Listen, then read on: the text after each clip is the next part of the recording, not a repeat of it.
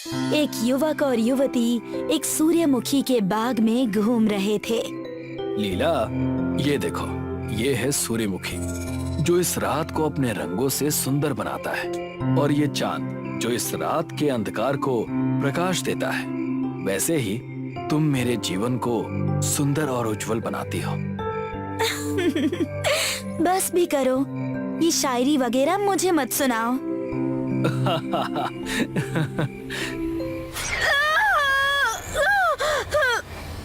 अचानक लीला को एक चुड़ैल ने पीछे से जकड़ लिया और उसके मुंह को अपने हाथों से बंद कर दिया।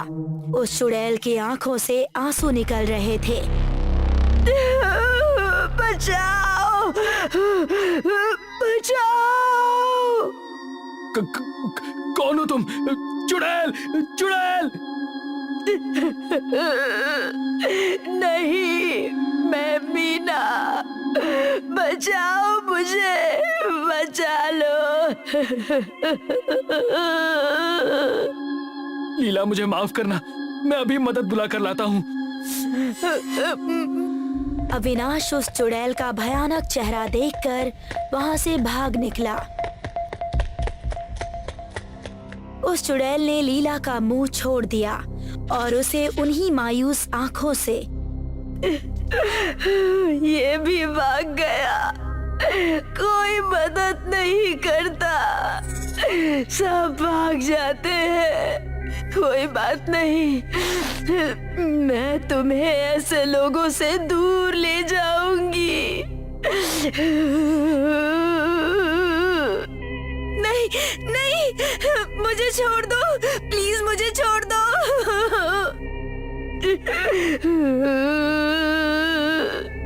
आओ, मैं तुम्हें बचा लूंगी ऐसे लोगों से। फिर कभी तुम्हें ऐसे लोगों पर विश्वास नहीं करना होगा।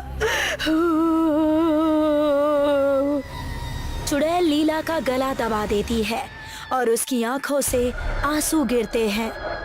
लीला अपनी आखिरी सांस लेती है और लड़का कुछ दूर भागते हुए खेत के बाहर आता है और एक कुटिया के सामने एक बूढ़ा व्यक्ति जिसके चेहरे पर वार के निशान थे।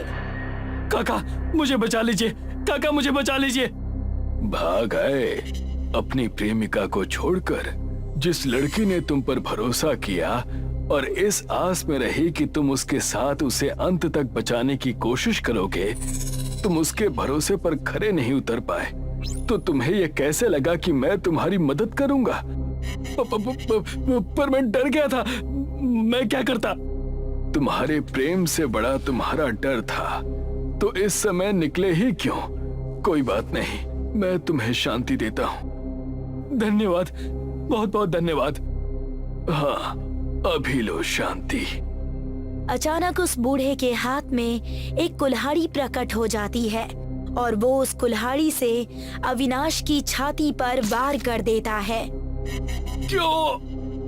कायरों को प्रेम की जरूरत नहीं है। मैं भी तुम जैसा ही कायर था।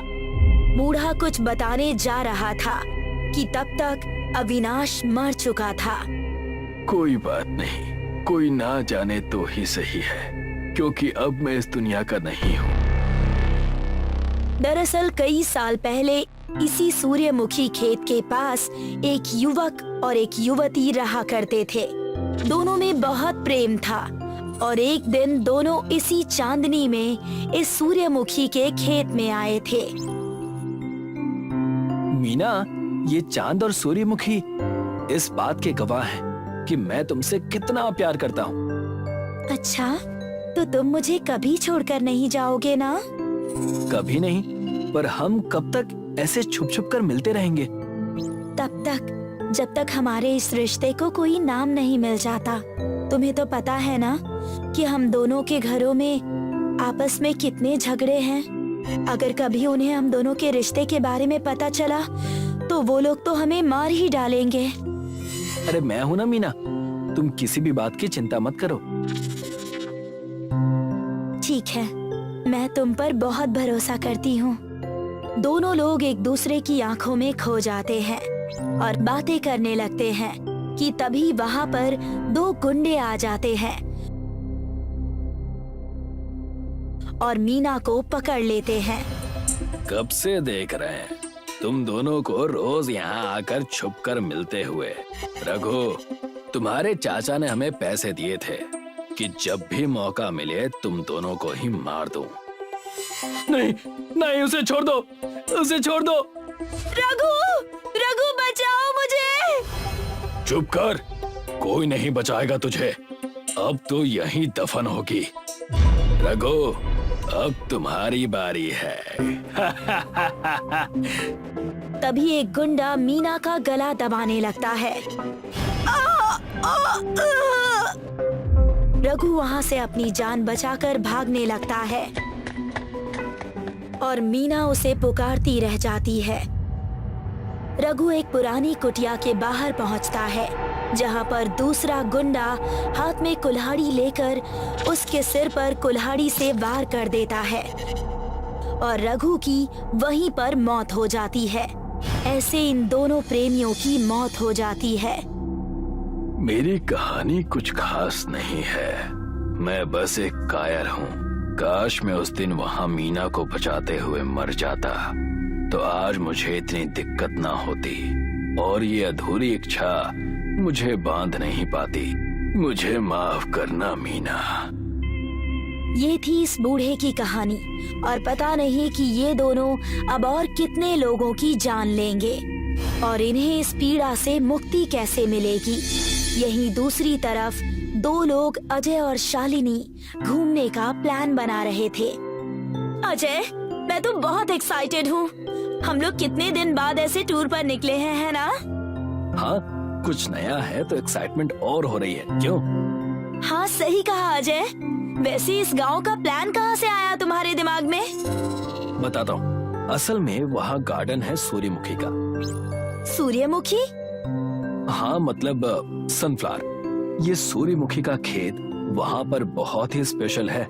लोग कहते हैं कि यहाँ पर काफी साल पहले दो लोगों की मृत्यु हुई थी, तब से कोई वहाँ शाम को नहीं जाता।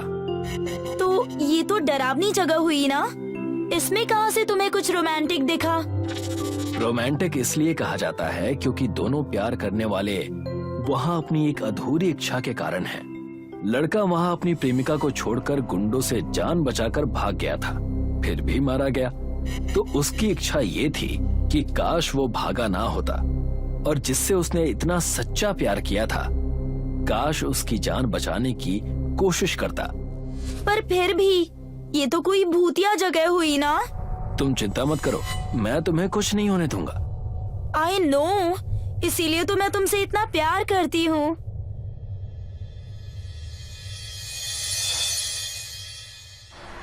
दोनों लोग अपने प्यार को तराशने और नई जगह घूमने गांव की तरफ निकल जाते हैं।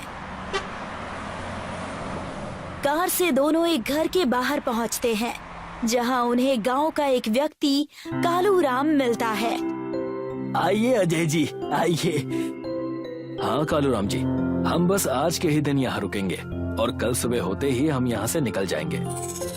ठीक है, आप यहाँ आराम कीजिए एक दिन और देखिए कि गांव किसे कहा जाता है। दोनों कालू राम के साथ घर में जाते हैं और देखते ही देखते शाम हो जाती है। अच्छा, अभी शाम होगी और वो सूर्यमुखी का खेत भी चमक उठेगा, लेकिन आपसे विनती है कि रात को वहाँ ना जाइएगा। अच्छा, ऐसा क्यों? मैं तो बस आगाह कर रहा हूँ, क्योंकि उस खेत में जो भी जोड़ा जाता है वो कभी लौट कर नहीं आता। जी, हम ध्यान रखेंगे। जैसे कालू राम वहाँ से जाता है, अजय दबे पांव शालिनी का हाथ पकड़कर उसे वहाँ से सूर्यमुखी के खेत की ओर ले जाता है। अरे अजय, उन्होंने हमें मना किया था ना, तो तुम क्यों मुझे यहाँ पर लेकर आए हो? शालिनी, भूतों पे तुम कब से भरोसा करने लगी? ओके बाबा, ठीक है, चलो। दोनों सूर्यमुखी के खेत के अंदर चले जाते हैं।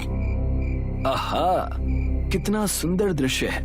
ये चांद और ये सूर्यमुखी, क्या कॉम्बिनेशन है, क्यों है ना? शालिनी। हाँ, है तो बड़ा ही सुहाना। दोनों एक दूसरे में और आसपास के सुंदर दृश्य में समाये हुए थे कि तभी एक साया शालिनी के पीछे आता है और अचानक शालिनी को पीछे से पकड़ लेता है। ये मीना चुड़ैल थी। बचाओ मुझे, बचाओ। कौन हो तुम? छोड़ो मेरी शालिनी को। चुड़ैल, चुड़ैल। अजय, तुम भाग जाओ। नहीं, नहीं, नहीं, भागो मत, मुझे बचाओ, बचाओ। तुम भाग जाओ अजय। नहीं, नहीं, नहीं। मीना चुड़ैल बहुत गुस्से में थी क्योंकि जब उसके साथ हादसा हुआ था तब किसी भी लड़की ने लड़के को जान बचाकर भागने के लिए नहीं कहा। तभी अजय अचानक भागने लगता है और मीना के चेहरे पर मुस्कान आ जाती है। ये भी भाग गया। बचाओ, बचाओ इसे, भागो मत। कुछ दूर भागने पर अजय को वहाँ एक कुल्हाड़ी पड़ी हुई मिली और अजय उस कुल्हाड़ी को लेकर तेजी से मीना की तरफ दौड़ता हुआ आया। छोड़ो मेरी शालिनी को। सच्चा प्यार जो हम नहीं कर पाए वो तुम दोनों ने कर दिखाया। ये कहकर मीना गायब हो जाती है। तभी वहाँ वही बूढ़ा आ जाता है। तुम कौन हो? डरो मत, मैं बस एक गुजरे कल की कहानी हूँ जो अच्छे से नहीं लिखी गई थी, बिल्कुल उस कमीने की तरह। अब जब हमने अपना जवाब पा लिया है तो हमारे जाने का समय आ गया है। मतलब ये कि उस कहानी में जो लड़का भाग जाता है वो मैं था, मीना का रघु।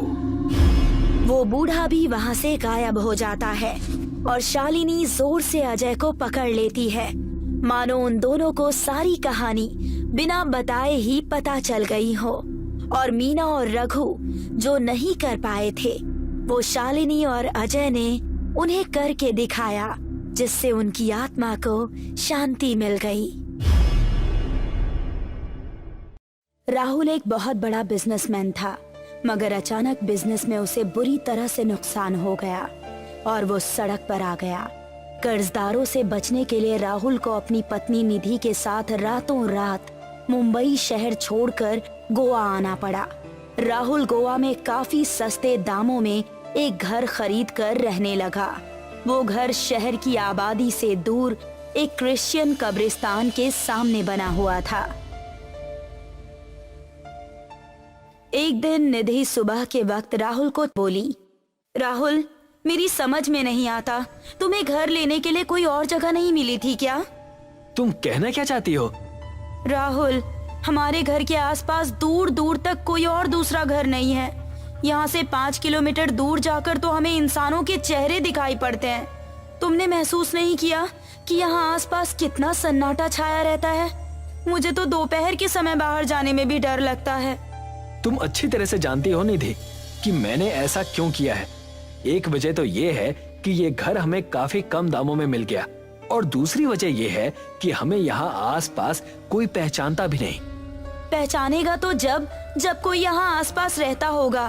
राहुल, सच तो ये है कि मुझे यहाँ पर अजीब सी दहशत महसूस होती है। रात में अक्सर मुझे उस कब्रिस्तान के अंदर किसी की चीखें सुनाई देती है जो इस वीराने में गूंजती है। निधि की बात सुनकर राहुल सोच में पड़ गया, क्योंकि सच तो यही था कि उसने भी उन रहस्यमयी चीखों को अक्सर रात में सुना था। राहुल चुपचाप घर से बाहर निकल आया और वो उस क्रिश्चियन कब्रिस्तान को गौर से देखने लगा कि तभी उसकी नजर कब्रिस्तान के चौकीदार डैनियल पर पड़ी। राहुल तेज कदमों से डैनियल के पास पहुंच गया। क्या बात है राहुल जी, आज आपका चेहरा उतरा हुआ है। पिछले कई दिनों से इस कब्रिस्तान में मुझे कुछ अजीब सा डर महसूस हो रहा है डैनियल। मुझे और मेरी पत्नी को रात के वक्त इस कब्रिस्तान के अंदर किसी की अजीबोगरीब चीखें सुनाई देती हैं। मेरी पत्नी निधि बहुत डरी हुई है। मैं पिछले 10 साल से इस कब्रिस्तान की चौकीदारी कर रहा हूँ, लेकिन पिछले कुछ दिनों से मुझे भी कुछ अजीब सा डर महसूस हो रहा है। मैं इसके बारे में स्वयं आपसे बात करने वाला था। तो इसका मतलब ये है डेनियल कि रात के वक्त चीखों की आवाज सुनाई देना मेरा और मेरी पत्नी का वहम नहीं, हकीकत है। आपने बिल्कुल सही कहा राहुल जी। कुछ दिनों से मुझे भी कब्रिस्तान में अजीबोगरीब चीखों की आवाज सुनाई देती है। मैं भी अक्सर रात में चौंक कर उठ कर बैठ जाता हूँ। डेनियल, कुछ महीनों पहले जब मैं यहाँ पर नया नया रहने के लिए आया था, तब ये कब्रिस्तान और ये स्थान बिल्कुल सामान्य नजर आता था, लेकिन अब मुझे मेरा ही घर काटने को दौड़ता है। तुम तो मेरी आर्थिक स्थिति जानते हो डेनियल, आखिर मैं इस घर को छोड़कर कहाँ जाऊंगा? आप सही कह रहे हैं। जब से मैं 10 दिन के बाद इस कब्रिस्तान पर लौटा हूँ, तब से यहाँ का वातावरण कुछ रहस्यमय और डरावना सा हो गया है। लौटने के बाद सूख चुके पेड़ों में छिपे उल्लुओं की डरावनी आवाजों के बीच किसी बच्ची के हंसने की आवाज की गूंज मुझे सुनाई देती है, और उसके बाद एक अजीब सा शोर मुझे सुनाई देता है, जैसे कुछ लोग बातें कर रहे हो। आखिर पता लगाओ डेनियल कि इन सब के पीछे क्या रहस्य है। चिंता मत कीजिए राहुल जी, मैं आज रात पता लगाने का पूरा प्रयास करूंगा। आज की पूरी रात मैं जगूंगा। इतना कहकर डैनियल कब्रिस्तान के अंदर चला गया और राहुल अपने घर पर। आधी रात के बाद अचानक डैनियल के कानों में एक बच्ची के खिलखिलाने की हंसी की आवाज टकराई।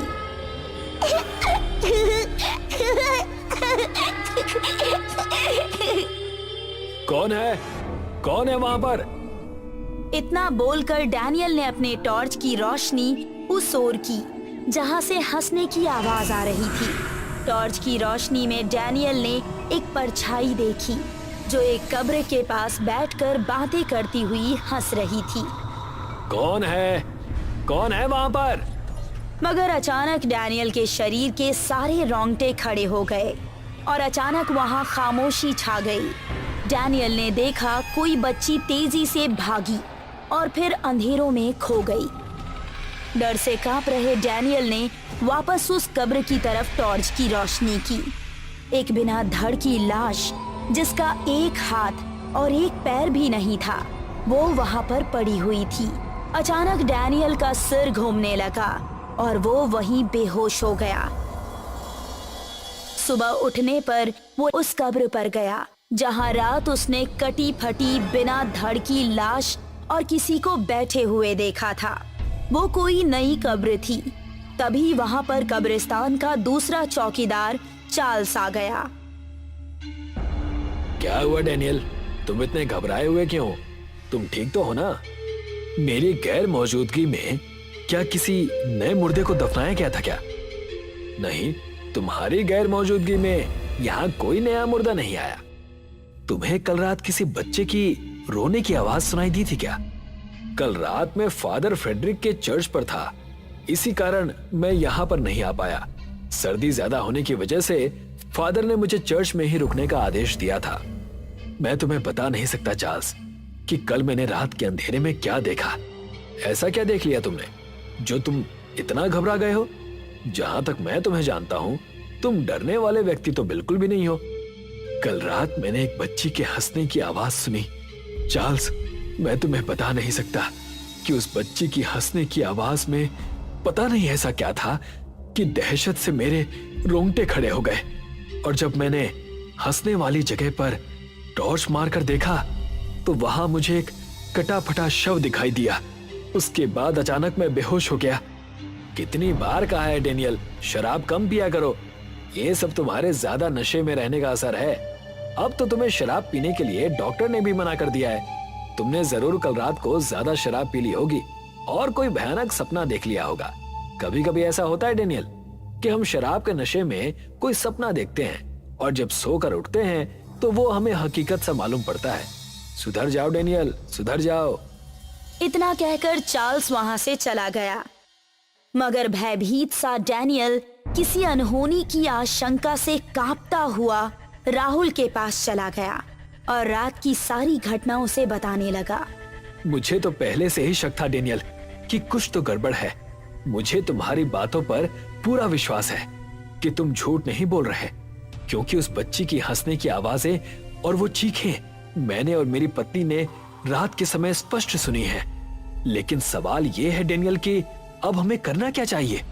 मुझे लगता है कि हमें ये सारी घटना पुलिस को बतानी चाहिए।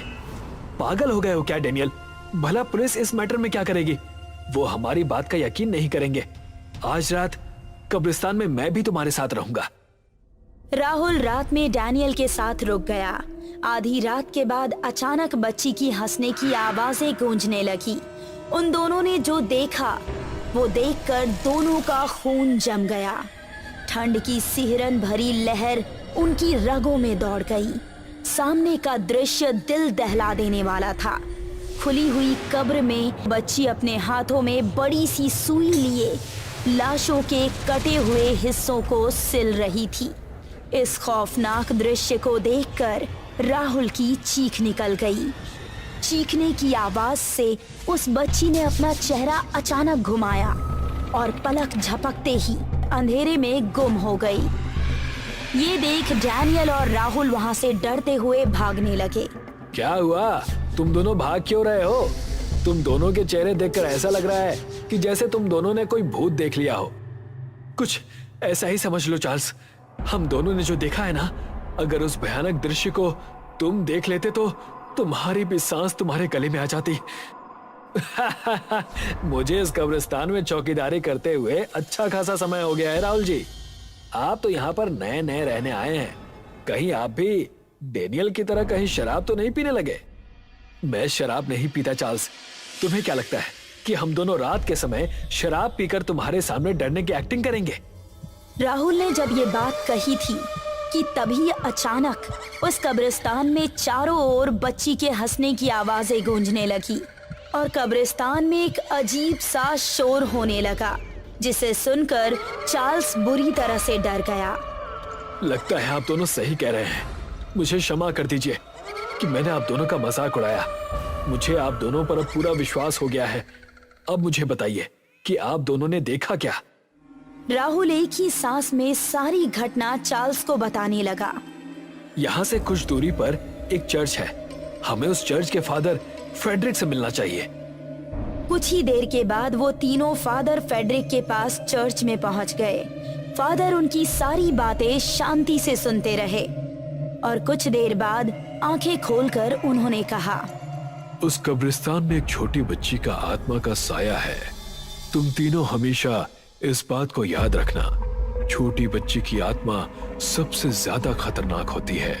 अगर उसे रोका नहीं गया तो तुम सोच भी नहीं सकते कि आने वाले कल में क्या होगा। मैं कुछ समझा नहीं फादर। ये तुम्हें समझाने का समय नहीं है। जरूर उस बच्ची की आत्मा ने अपने जीवन में कुछ ऐसा देखा है जो उसे नहीं देखना चाहिए था। दर्द से तड़पती हुई आत्माएं बहुत क्रोधित होती हैं राहुल। अब देर मत करो, चलो मेरे साथ। कुछ देर बाद फादर और वो तीनों उसी कब्र के पास खड़े हो गए। फादर कुछ पढ़कर चीख कर बोले, सामने आ जाओ। फादर ने ये कहा ही था कि 10 साल की बच्ची अचानक से हंसती हुई उन सब के सामने आकर खड़ी हो गई। बोल, कौन है तू और ये लोग कौन है तेरे? फादर को देखकर वो बच्ची अजीब से भयावह अंदाज में हंसने लगी। उस बच्ची की आवाज पूरे कब्रिस्तान में गूंजने लगी। मेरा नाम चंपा है। क्या हुआ था तेरे साथ? तू रात में इस कब्रिस्तान में क्यों भटकती है? तेरी आत्मा को शांति क्यों नहीं मिली? एक दिन जब मैं स्कूल से वापस आई तो मैंने देखा कि मेरे पापा और मेरी पड़ोस की आंटी मोहिनी दोनों मिलकर मेरी मम्मी को चाकू मार रहे थे।